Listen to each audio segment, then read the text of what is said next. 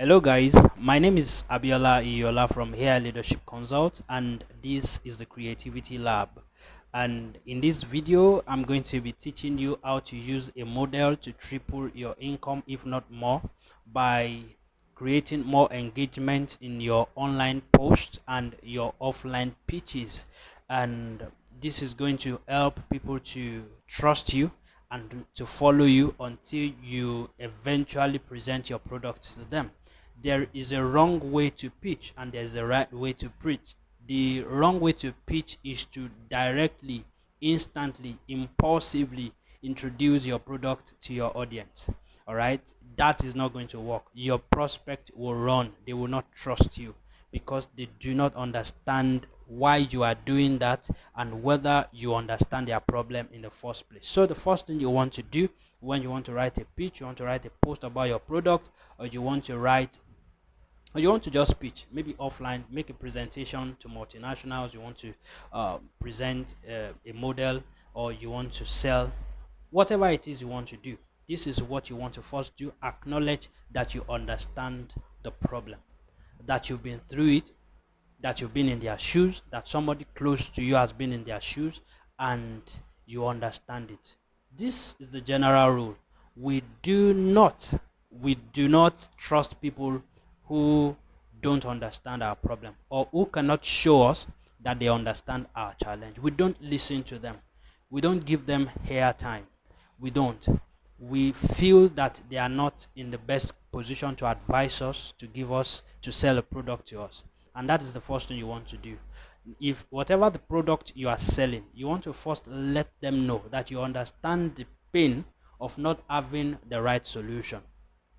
Whether your product has to do with automobile, or you are selling kitchen utensils, or you are selling a consultancy, or you are a writer, you are a publisher, whatever it is you are doing, you want to first acknowledge that you understand the pain of that gap in their business, in their life, in their homes.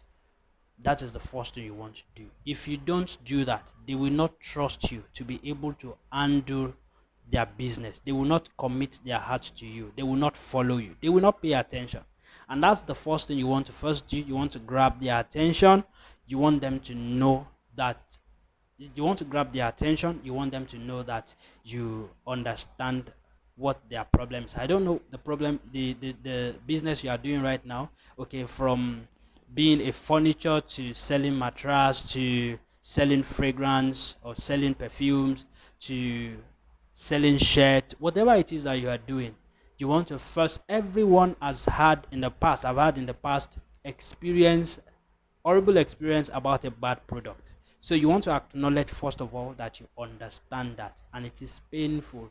Using myself as an example, I am a creativity coach. I teach creators, creatives, leaders, thought leaders, coaches how to make money out of their product, how to create more products, and how to make money out of their talents and skills. All right. So, and as a writer and as an author, I have one of my product is to sell my experience, my wealth of knowledge in writing, turning your write-ups or your piece into a manuscript and eventually sell it. All right, this is a course on its own.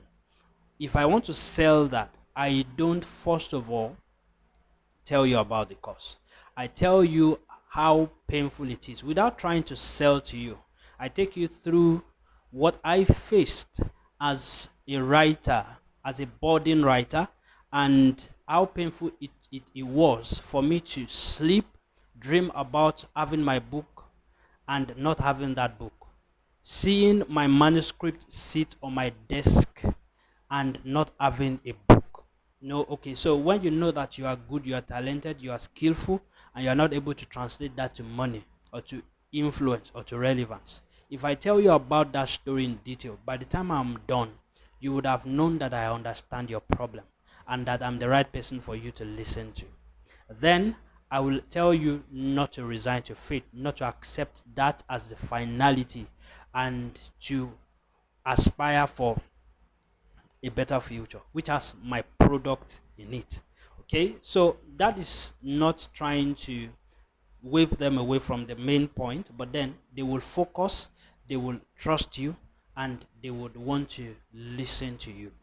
Okay, so the first thing is you want to acknowledge that you understand their problem. The second thing is that you want to inspire them to want better. You want to inspire them to want better. They are worth more than what they have gotten. They've been disappointed. You want to inspire them to look beyond their disappointment.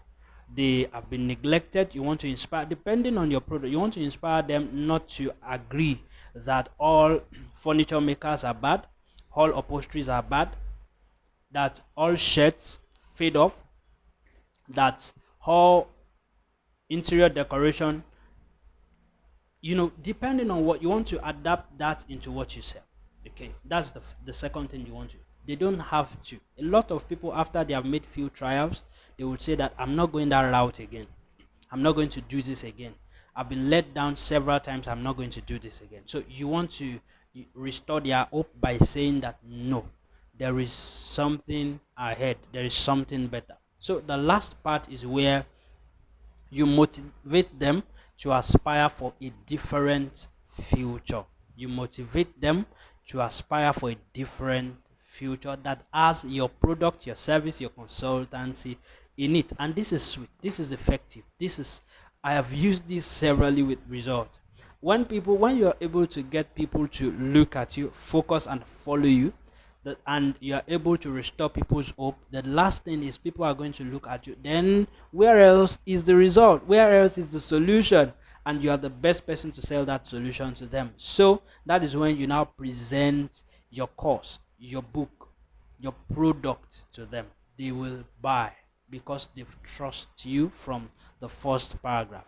But if you leave that two stages and you went ahead to sell your product to them, they'll be like, who are you? Where are you coming from? And who told? I hope you know that people don't want to be sold to. People first want to trust you.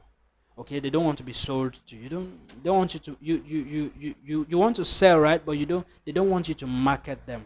They feel like a commodity when you are marketing them. They want to be uh, in charge of their choice, in charge of their emotion, in charge of everything. So you have to do this tactically so that you don't get on their nerves and all of that. So that's the last part. The last part is where you motivate them to aspire for a different result, different outcome, which has your product, which has your consultancy, which has your experience or whatever thing you want to offer to them in it.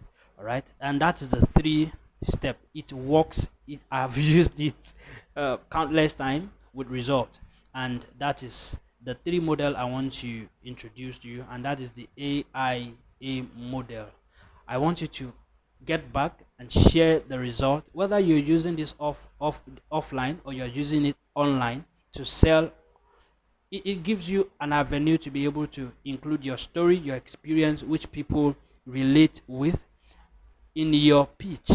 It gives your pitch the human feel, and it's just going to be a roller coaster experience as you move. Okay, so I want you to get back to me with feedbacks about how this works, and until next time that we are going to see, I want you to lead, I want you to inspire, and I want you to create more product that is going to create influence for you and put money in your account.